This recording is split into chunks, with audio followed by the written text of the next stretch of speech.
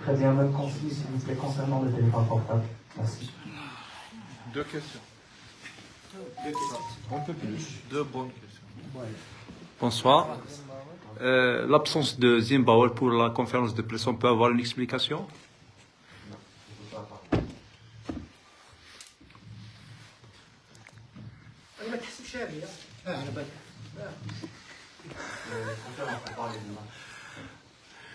Oui, bonsoir coach. Au-delà de la défaite, la grosse déception, c'est que la JS Kabylie a affiché ce soir un état d'absence sur le terrain. C'est vraiment inquiétant, un état d'impuissance. Voilà le mot que je cherchais, un état d'impuissance. Et là, je pense que ça risque d'être très très sérieux. Écoutez, je pense que si on regarde le match, c'est vrai en première mi-temps, on n'était pas forcément dans notre meilleure mi-temps, on le sait. Mais on regarde la deuxième mi-temps, on a quand même 2 buts annulés pour des hors-jeux. Une action où on nous donne penalty, après on revient sur un hors-jeu. Et je pense qu'on a aussi manqué de chance. Après, comme ces dernières semaines, ça a été difficile. Et on sait que le football, pour gagner, il faut marquer. Et ce soir, à notre grande déception, de nouveau, la chance nous fuit, ou alors c'est question de hors-jeu, on a quand même 3 buts. Le poteau, les hors-jeux, ça rentre dans le but. Je pense que les joueurs ont tout essayé quand même, mais des fois la spirale elle est difficile. Et on va tout faire pour ressortir la tête haute et aller de l'avant pour le prochain match. Dernière question. Merci. Bon, coach, bonsoir. Bonsoir. Franchement, où se situe le problème? Est-ce un problème mental, problème technique ou autre? Parce que la dernière fois, le coach principal, Khamchela, avait bien déclaré que, hormis 1 ou 2 joueurs, le reste de l'équipe était absent. Aujourd'hui encore, on a l'impression que il n'y a pas cette grinta, il n'y a pas cette volonté d'aller chercher l'adversaire. On a commis trop de fautes. Il y a aucune. On avait l'impression que c'était qu'il fallait jouer pour jouer.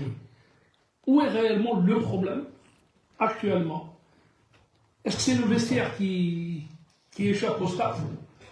Ou alors vous n'avez plus de solution à donner à l'effet de. Parce que là vous dites qu'on va continuer à travailler, plus on avance, et comme on dit l'expression, on recule au classement. Parce que là, aujourd'hui, le podium, il commence à être réellement remis en cause. Alors, franchement, où se situe le gros problème au niveau de cette équipe? Écoutez, c'est une question qu'on se pose tous les jours, mais ça, on va en discuter avec le personnel du club et toujours essayer de trouver des solutions. C'est pour ça qu'on est là. Mais c'est vrai que, comme j'ai dit avant, sur un match comme ça, si on avait gagné 2-1, tout le monde est content, on continue notre course. Et quand la chance nous fuit, c'est des détails de football de haut niveau. Et on l'a vu ce soir, si on fait un pas peut-être un peu plus en retrait, sur le coup franc par exemple, on marque la tête, peut-être qu'on n'est pas hors jeu, etc. Pour moi, c'est ces petits détails-là aujourd'hui qui nous manquent. Et sur l'envie, je pense encore quand je vois les garçons au vestiaire, ils sont bien sûr frustrés comme tout le monde, mais je ne pense pas qu'on peut juste dire que c'est pas de l'envie. Je ne pense pas qu'un joueur professionnel rentre sur le terrain pour dire aujourd'hui je dois faire ce match, mais si on perd, c'est pas grave. Tout le monde est frustré, tout le monde est dans le dur, et comme on l'a déjà dit plusieurs fois cette saison, c'est vraiment dur parce que on sait qu'on travaille, on sait qu'on fait les efforts, mais de nouveau on n'est pas récompensé. C'est un constat de ce que vous dites, c'est le but. Mais c'est difficile comme ça, à chaud, devant vous, de dire c'est ça le problème.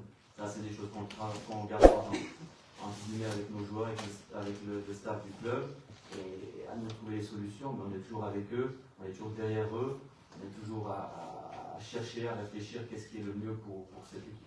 Dernière question, si vous permettez. L'absence de M. Zembouar ce soir, on peut savoir pourquoi. Merci pour votre parole.